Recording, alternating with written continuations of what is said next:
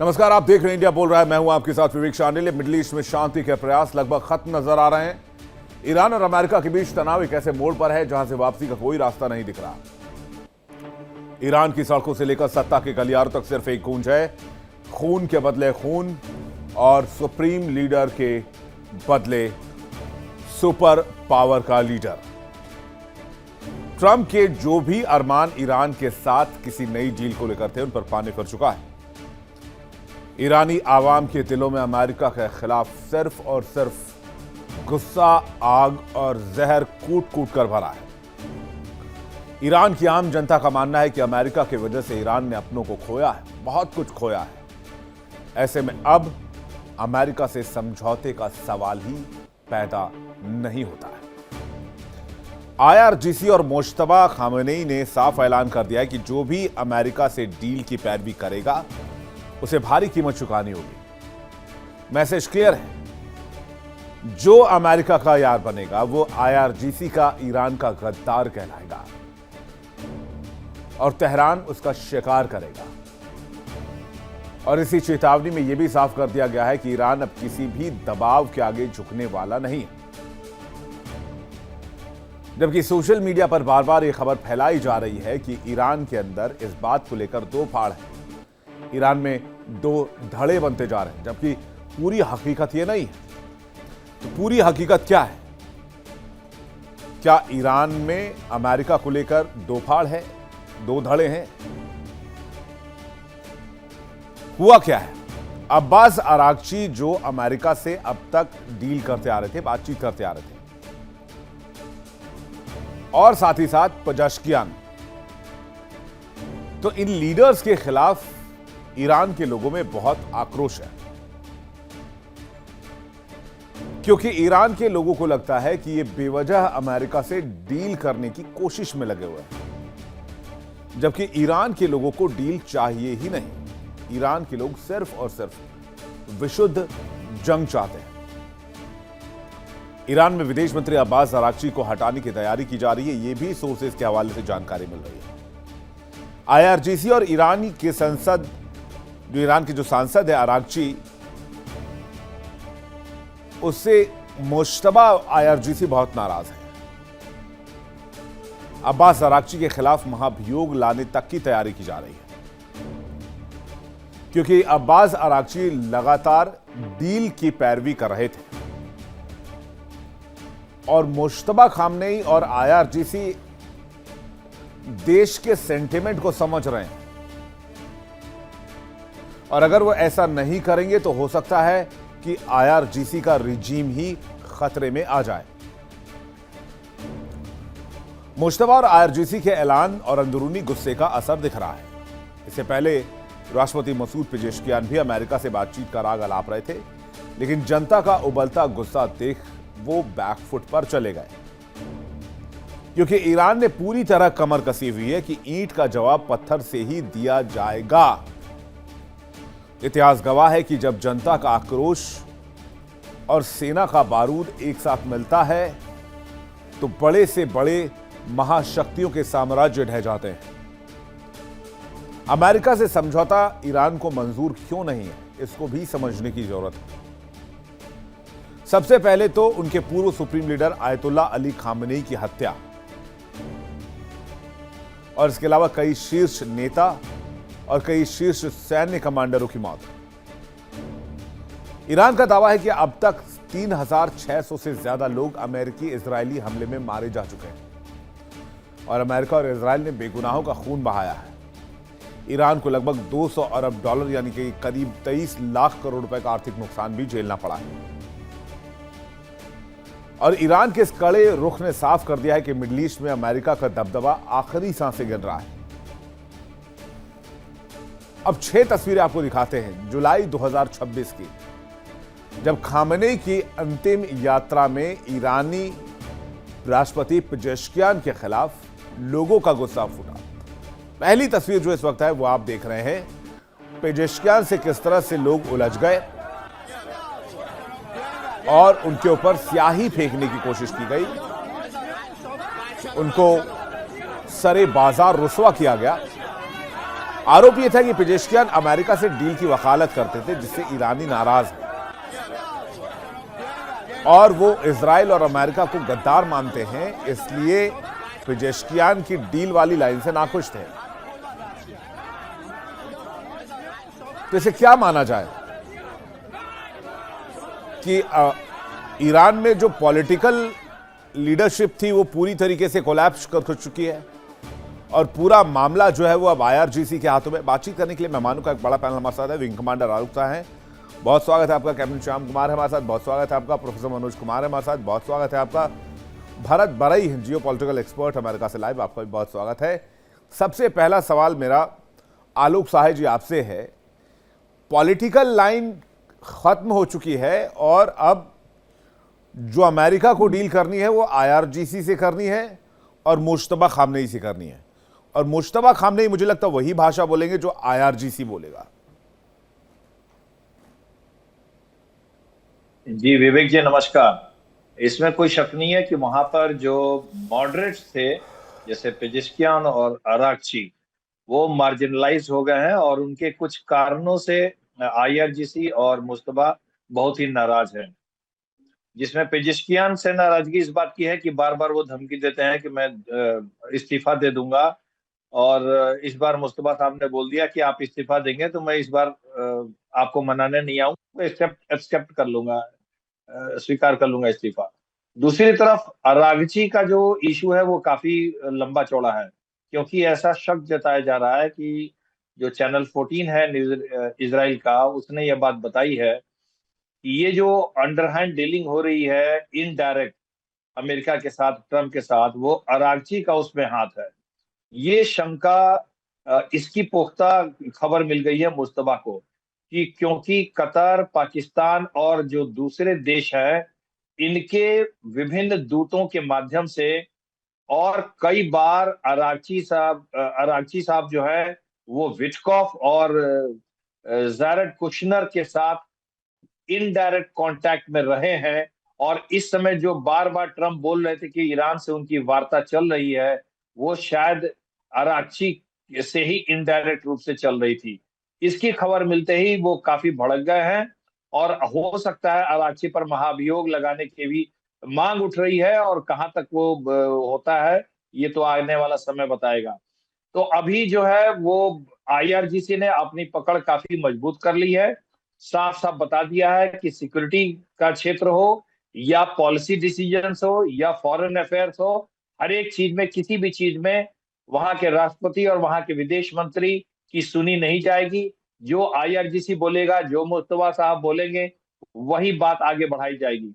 क्योंकि मुश्तबा और आईआरजीसी इस बात से बहुत नाराज है कि इनके सॉफ्ट स्टैंड लेने के कारण ईरान जो है वो हो सकता है काफी कम सहूलियतों पर ही एमओयू और संधि करने को तैयार हो रहा था, जबकि अब आईआरजीसी और मुश्तबा जब अड़ गए हैं तो देखिए उनको काफी ज्यादा डील मिल रही है। स्ट्रेट ऑफ हॉर्मुज पर उनका कंट्रोल बरकरार है, जबकि पेजेश्कियान और अरागची की वो सुनते तो इतना अपर हैंड उनका स्ट्रेट ऑफ हॉर्मुज पर नहीं होता। तो आईआरजीसी और मुश्तबा का ये मानना है कि नवंबर तक प्रेसिडेंट ट्रंप का जो है वो उनकी पॉलिसी बदलेगी नहीं, और उस समय तक हम अपना पूरा दबाव हमें बना के रखना चाहिए। इस बात से पेजेश्कियान और अरागची नहीं मान रहे थे और इसीलिए इनके बीच में ये दरार पैदा हुई है, और इसमें ये दोनों काफी ज्यादा मार्जिनलाइज हो गए हैं, इसमें कोई शक नहीं है। जी हाँ विवेक जी।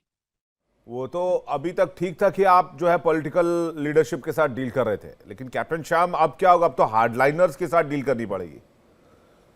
आपने तो ये बात मैंने तब भी कही थी कैप्टन, जब ये अटैक 28 तारीख को हुआ था जिसमें आयतोला अली खामनी मारे गए थे। मैंने कहा था कि ये एक बहुत बड़ी मिस्टेक है यूएस के बिहाफ से, क्योंकि मुश्तबा खामनी को मार देना, वो बहुत सुलझे हुए लीडर थे और वो बीच का रास्ता कुछ निकाल सकते थे। अब तो माफ कीजिएगा, आयतोला अली खामनी, अब तो मुश्तबा खामनी की भी नहीं चल रही और ना ही किसी लीडरशिप की चलने वाली है। नमस्कार, जय हिंद। जय हिंद सर। शर्मा, विवेक, देखिए जहां तक इस वॉर का सवाल है, ये ठगना, छकाना back channel diplomacy, green room talks, whispering, ये ज्यादा चल रहा है इसमें, और लड़ाई की जो बात है वो कम चल रही है। तो जब ऐसे माहौल होता है जहां एक नए तरीके का डॉक्ट्रिन अमेरिका ने अपनाया है, जहां वो दबाने के लिए, प्रभाव डालने के लिए नए नए सैन्य शक्ति का उपयोग, आर्थिक प्रतिबंधन, मनोवैज्ञानिक दबाव और फिर से नया बहाव, तो ये जो सर्किल है ना, हॉर्मुज के ऊपर एक चक्रवात लेके अमेरिका आ गया है, और उस चक्रवात में एक सर्किल बनाया उसने, जिसमें वो सबसे पहले तो कुछ दबाव डालता है, उसके बाद सैन्य शक्ति का प्रयोग करता है, उसके बाद फिर मनोवैज्ञानिक दबाव, डिप्लोमेटिक कोहर्सिव डिप्लोमेसी, और फिर से एक नया कुछ एमओयू देखते हुए और फिर से। तो इसमें जिनसे वो करता है बातें, ईरान हमेशा से कहता आ रहा है कि हम बात नहीं करते अमेरिका के साथ, चाहे वो अरागची हो, चाहे पेजेश्कियान हो, या आईआरजीसी तो खैर बात करता नहीं, उनके स्पीकर जो है वहां के, ये दो तीन लोग हैं, और खामेनी की बात तो हम कर रहे हैं, वो तो दिखते नहीं सामने।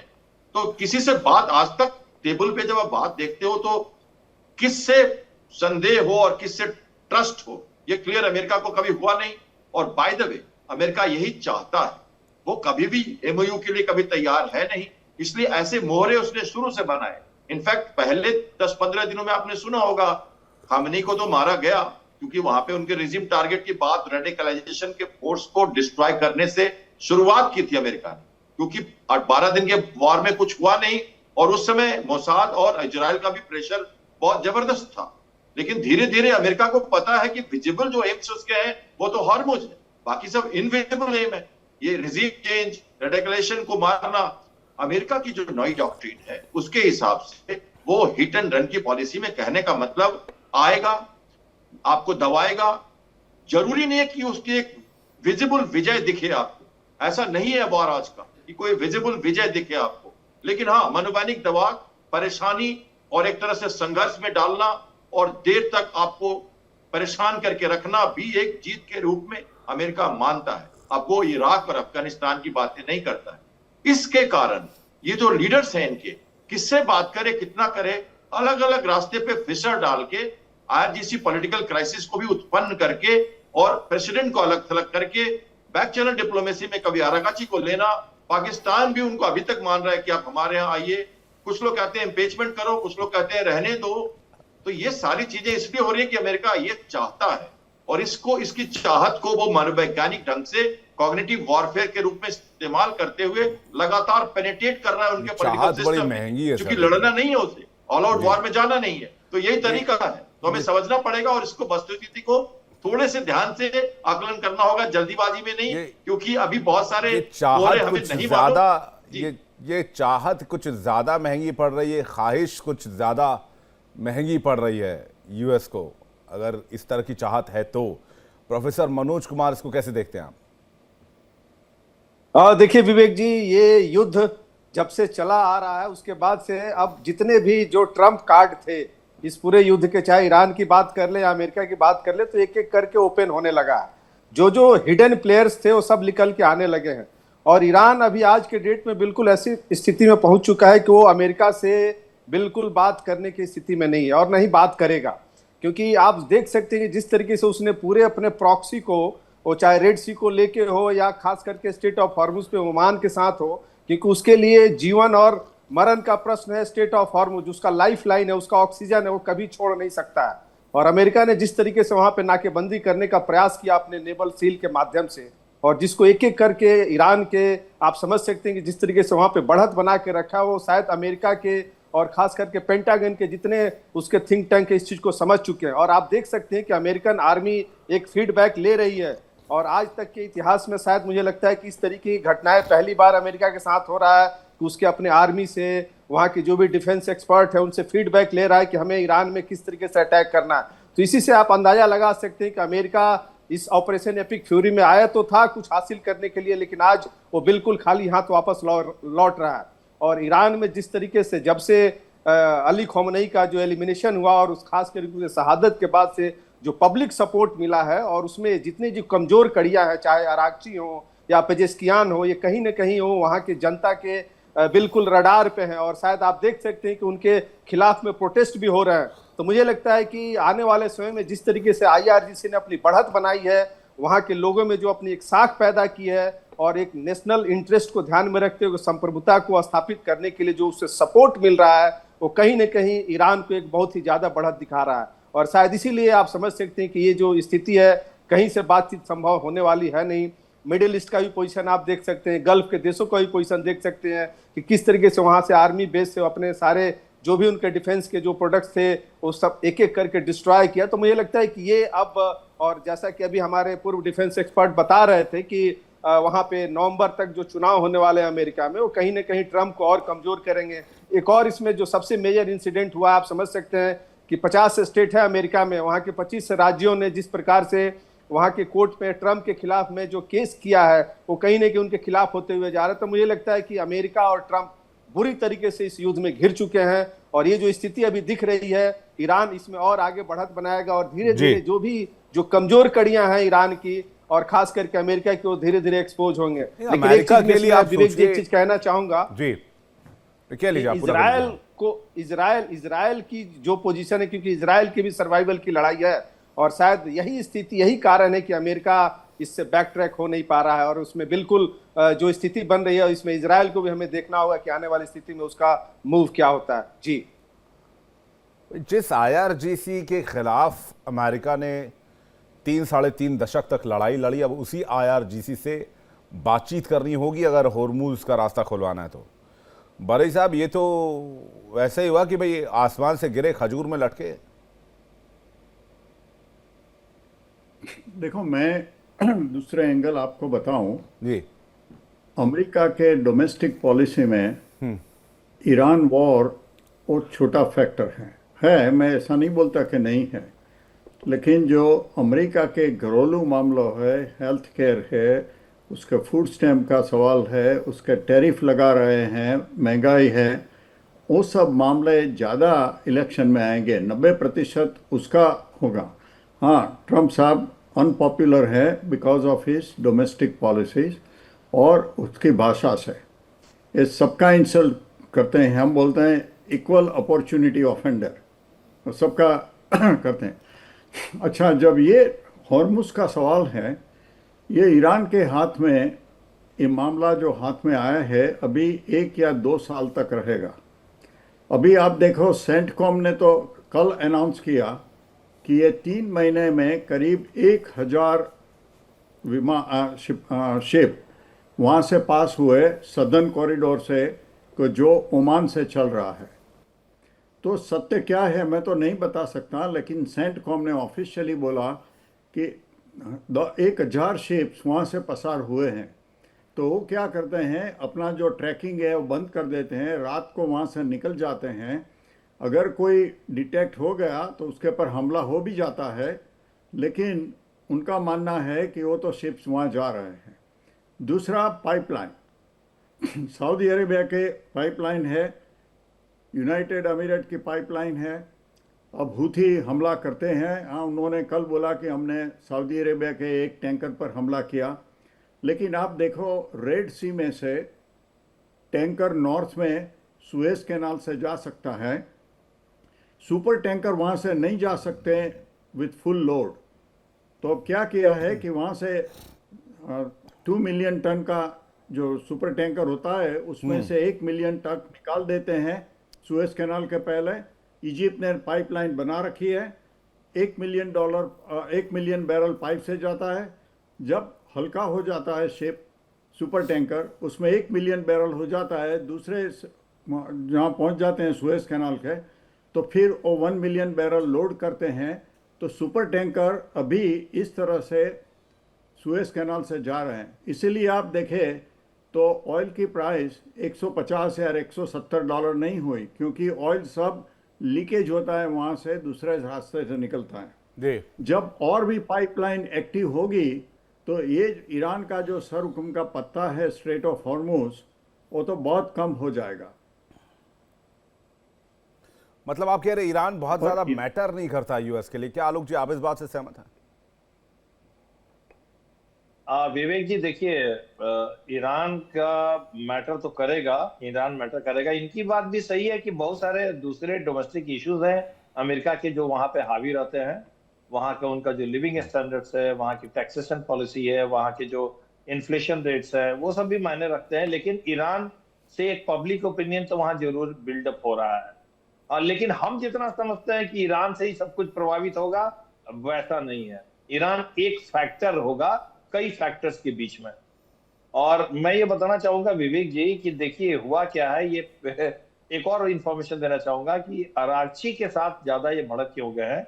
बेसिकली ये सारा इश्यू आता है, एक पॉडकास्ट किया था पॉडकास्टर के साथ में, जवद मोगोई है वो पॉडकास्टर जिसके साथ अरागची ने पॉडकास्ट में बहुत सारी चीजें बोल दी जो हार्डलाइनर्स को, आईआरजीसी को और मुस्तफा को अच्छी नहीं लगी हैं। उन्होंने ये बताया कि कैसे अयतुल्लाह खुमैनी की हत्या हुई, कैसे अंतिम समय तक वो उनके संपर्क में नहीं थे, कैसे कैसे अंडरग्राउंड टनल्स थे, किस तरह से फॉरेन एजेंसीज ने हमारे यहाँ इंटेलिजेंस पेनिट्रेशन कर रखा है, जो कि सिर्फ इंफॉर्मेशन तक ही सीमित नहीं है, बल्कि उनके सिर्फ यही नहीं कि उनके कारण हमारे बड़े बड़े साइंटिस्ट और बड़े बड़े नेता माने जा रहे हैं, वो अब हमारे नीतियों में भी दखल देने लगे हैं। उनकी पैठ इतनी गहरी हो गई है हमारे ईरान के अंदर में। ये सब बातें उन्होंने बोली हैं, इससे नाराजगी बहुत ज्यादा हो गई है और मुस्तफा काफी भड़क गए हैं उनके ऊपर में। जी, तो विवेक जी मुझे ऐसा लगता है कि अभी तो ठंडे बस्ते में ये रहेगा पूरा मामला नवंबर तक किसी भी तरह से ट्रम्प भी चाहेंगे कि हल्का, अगर झड़प होगी भी तो हल्की फुल्की होगी, कोई बहुत डिसिसिव वॉर यहाँ पे नहीं होने जा रहा है। नवंबर के बाद हो सकता है अमेरिका के पास भी काफी कुछ इंटरसेप्टर्स डेवलप हो जाए, थोड़े से स्टॉक पाइल हो जाए, और उसके बाद अगर कॉन्फ्लिक्ट होता है तब हो सकता है ये युद्ध और बड़ा रूप लेगा। लेकिन तब तक के लिए नवंबर तक अभी हमें चिंता करने की जरूरत नहीं है, ऐसा मैं मानता हूं। नहीं तो डील के तो सारे रास्ते बंद हो गए ना फिर। अब देखिए बहुत ही शेमलेस तरीके से अमेरिका क्या बोलेगा कि हमने शांति ला दी, सबके लिए स्ट्रेट ऑफ हॉर्मुज खोल दिया है, वो पैक्ट हो गया है कि जितने भी जहाज जाएंगे वो ईरान के तट के पास से गुजर के जाएंगे और जितने वापस आएंगे वो ओमान के तट से जाएंगे, और नोटिफिकेशन दोनों एक दूसरे को देते रहेंगे कितने आए कितने गए, और ये सर्विस टैक्स वसूला जाएगा जो 50% डिस्ट्रीब्यूट हो जाएगा। और अमेरिका बोलेगा हाँ हाँ ये तो फ्री हो गया, ये तो सिर्फ सर्विस दे रहे हैं, उसका कुछ चार्ज ये जहाज देंगे, आप देखिएगा यही होगा। जी हाँ, और अमेरिका अपनी पीठ खुद थपथपा के वहां बोलेगा कि ठीक है, पूरी तरह से विड्रॉ नहीं करेगा अमेरिका, लेकिन कहेगा कि हाँ होर्मुज तो कभी ऑब्जेक्टिव था भी नहीं, होर्मुज तो कभी ऑब्जेक्टिव था भी नहीं, अब होर्मुज ऑब्जेक्टिव है और बाकी कुछ ऑब्जेक्टिव है भी नहीं, तो ये तो कमाल की बात है। मतलब फिर इसमें तो इसमें कुछ साबित करने के लिए रह ही नहीं गया। क्या कैप्टन आप भी इस बात से सहमत हैं? विवेक, फिर से यहाँ पे मैं हमारे को पैनलिस्ट से भी और आपसे भी, और आप तो दर्शक की तरफ से बोल रहे हैं, तो मैं दर्शकों को समझाना चाहूंगा। हॉर्मुज उसका पहला और लास्ट एम है और रहेगा नंबर 1। दूसरी बात, ये जो ओमान कर रहा है ईरान के साथ, ये कहीं भी मंजूर नहीं है। बिल्कुल क्लियर अमेरिका ने कह रखा है किसी तरह का टैक्स मंजूर नहीं होगा, इसमें कोई डाउट नहीं है अमेरिका को। किस हिसाब से वो वापस जाएगा, आया ही क्यों था जब वो कुछ कर ही नहीं पाया, तो बिल्कुल सही है। तीसरी बात, कोई पॉलिटिकल प्रेशर, कोई इलेक्शन प्रेशर अमेरिका के ऊपर, ट्रंप के ऊपर नहीं है, और वो यहां लगातार रहेंगे। डेमोक्रेट हो रिपब्लिकन हो, सब मिलके इस मामले में कुछ नहीं कहेंगे। इंटरनल पॉलिटिक्स में जो भी हो जाए, एक्सटर्नल पॉलिटिक्स में चाहे वो बाइडेन थे, चाहे वो जनरल ऑस्टिन थे पिछले राष्ट्रपति, और सेक्रेटरी ऑफ वॉर, चाहे ये दोनों हैं, बिल्कुल एक ही रास्ते पे चल रहे हैं। इसलिए मान के चलिए कि ये डील तो ओमान एक्चुअली अमेरिका को हेल्प कर रहा है। आपके चैनल पे या कई बार मैंने जब कहा कि 6,000 माइल्स में से 1,000 माइल्स खत्म करके सदर्न रूट बना लिया अमेरिका ने, मैंने 2 कलम से आपको बताया भी था अच्छी तरह से। इस रूट से लगातार वो शिप्स को निकाल रहा है, अपने वॉरशिप्स को भी लाया, लोगों को कॉन्फिडेंस देने के लिए कि हम यहां से गुजर सकते हैं सेफली, और AIS ट्रैकर ऑफ करके आइए। रेड सी से भी भारत के 2 शिप अमेजोन और रॉड फॉक्स 1 अगस्त को चेन्नई और मैंगलोर पोर्ट पहुंचे। वो पहले सुएज कनाल की तरफ गए, स्विच ऑफ किया और घूम के वापस आके सदर्न साइड से बाहर आ गए और हमारे पोर्ट पहुंच गए हैं। ऐसे ही चल रही है मस्करेडिंग होके मर्चेंट शिपिंग, और 1000 से ज्यादा जो वो कह रहे हैं हमारे को पैनलिस्ट, सदर्न रूट को ही स्टैब्लिश करना है अमेरिका को, जहां पर बहरीन से बैठे हुए AI जनरेटेड अनक्रू, जो बिना क्रू के बोट्स हैं, वो इस काम में सहायता दे रहे हैं। और वो कोशिश कर रहा है अमेरिका की यही रूट स्टैब्लिश हो जाए। जहां तक आप इस बात की बात कर रहे हो कि एंट्री के समय ईरान चेक करेगा, आउटर के समय ओमान चेक करेगा, वॉरशिप्स का क्या होगा, 6 कंट्री के सोवरेन जो वॉरशिप्स हैं इनके, उनका क्या होगा, बहरीन के हेडक्वार्टर का क्या होगा, इनके फ्लीट का क्या होगा, सर्च विजिट आप कैसे कर सकते हैं शिप्स को, इमरजेंसीज में क्या होगा, ये सब कौन करेगा। और पहली बात है टोल टैक्स के ऊपर 0 रखा हुआ है कंडीशन अमेरिका ने, और वो तो मानेगा ही नहीं मानेगा। तो इस बात को हमें सीधा सीधा समझना चाहिए कि ये सब स्मेलिंग द ग्राउंड है। रोकना, युद्ध करना, भागना, रोकना, युद्ध करना, भागना, ये अमेरिका की नई पॉलिसी है।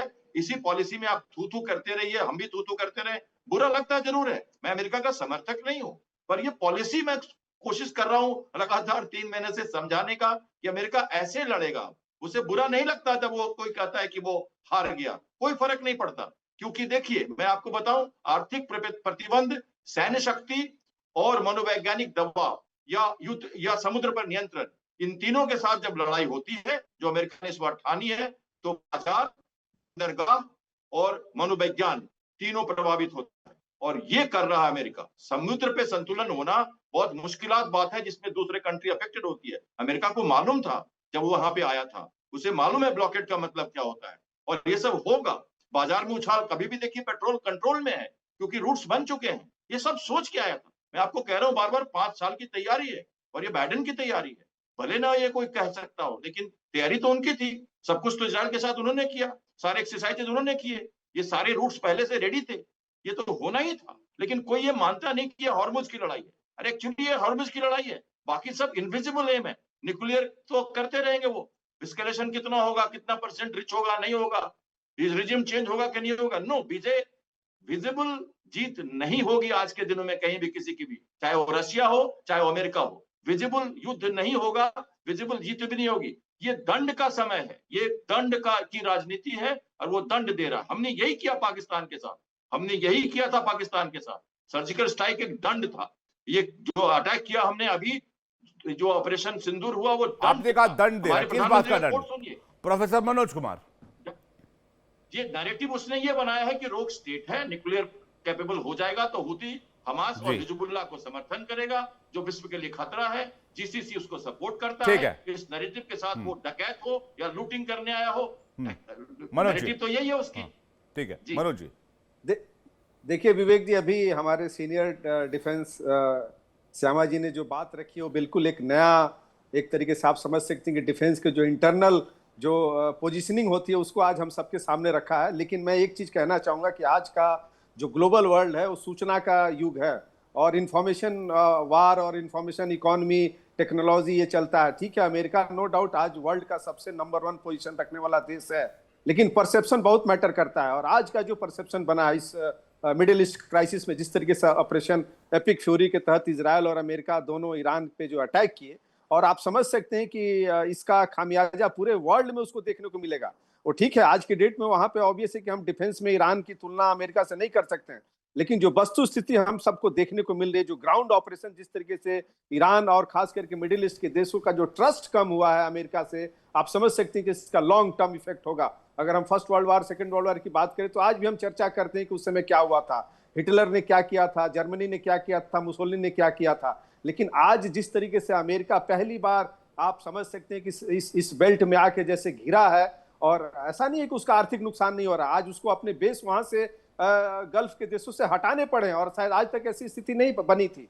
तो मुझे लगता है कि ये कहना कि अमेरिका के लिए कोई बहुत मैटर नहीं करता है, नो डाउट आर्थिक रूप से कोई मैटर नहीं करता है, लेकिन विश्व की राजनीति में जब हम 194 और 200 देशों की जब बात करते हैं और जब इतिहास लिखे जाते हैं तो इन सब सारी चीजों की गणनाएं होती हैं। तो आज जो अमेरिका का जो एक फियर फैक्टर था उसको ईरान ने बड़े ही अच्छे तरीके से उसको निकाल दिया है। और मुझे लगता है कि और ये धीरे धीरे सिर्फ ईरान ही नहीं, आप समझ सकते हैं कि देखिए आज के डेट में जब हम सॉवरेनिटी की बात करते हैं, ह्यूमन राइट्स की बात करते हैं, इक्वल अपॉर्चुनिटी की बात करते हैं, और ग्लोबलाइजेशन को बढ़ाने वाला कौन था? अमेरिका ही था। और वो सर एक ही मामले पे जाके खत्म होता है, बाप बड़ा ना भैया, सबसे बड़ा रुपया। सारे इंटरनेशनल लॉ, सारे इंटरनेशनल बॉर्डर, सारा इंटरनेशनल कानून, सारा टेररिज्म, सारा उग्रवाद, सारा चरमपंथ एक ही पॉइंट पर जाकर खत्म हो जाता है, रुपये पर। बरई साहब जल्दी से आपसे जवाब चाहेंगे, आप इस कॉन्फ्लिक्ट का कोई एंड देख रहे हैं? नहीं, ये कॉन्फ्लिक्ट लो लेवल पर तो चलता रहेगा, क्योंकि ईरान में जो हार्डलाइनर्स है IRGC के, वो हमेशा भगवान के नाम पर ये करना है, क्योंकि IRGC का कंट्रोल किसका है? मुल्लाओं का है, इमाम लोगों का है। तो प्रजा वहाँ की भले भूखों मरे, उनके पास जॉब नहीं हो, उनके पास खाना नहीं हो, लेकिन मुल्ला लोग और IRGC को तो खाना मिलेगा, अपना जॉब मिलेगा। और उनके जो उद्देश्य थे इजराइल के और अमेरिका के, आप देखें न्यूक्लियर, तो उसका जो एनरिच यूरेनियम था वो तो उसने ज़मीन के अंदर डाल दिया है, कब आएगा उसमें मालूम नहीं। उसके जो सेंट्रीफ्यूज थे हाई स्पीड, वो भी ख़त्म हो चुके हैं। उनके जो प्रॉक्सी है वो काफ़ी ख़त्म हो गए। हिज़्बुल्लाह 70-80% ख़त्म हो गया। मतलब आपके हिसाब से अमेरिका ने जो अचीव करना था उसका काफी हिस्सा अचीव कर लिया है और बहुत जल्द कोई डील की स्थिति बनेगी। बहुत शुक्रिया आप मेहमानों का हमारे साथ जोड़ने के लिए और अपना कीमती वक्त देने के लिए बहुत बहुत धन्यवाद। इंडिया बोल में फिलहाल इतना है, वक्त ब्रेक का फौरन होता है। देखिए इंडिया डेली 24/7 अब आपके स्मार्ट टीवी पर। इंडिया डेली मौजूद है सभी डिजिटल प्लेटफॉर्म पर लाइव और लगातार। इंडिया डेली 24/7 हर दिन राष्ट्र को समर्पित।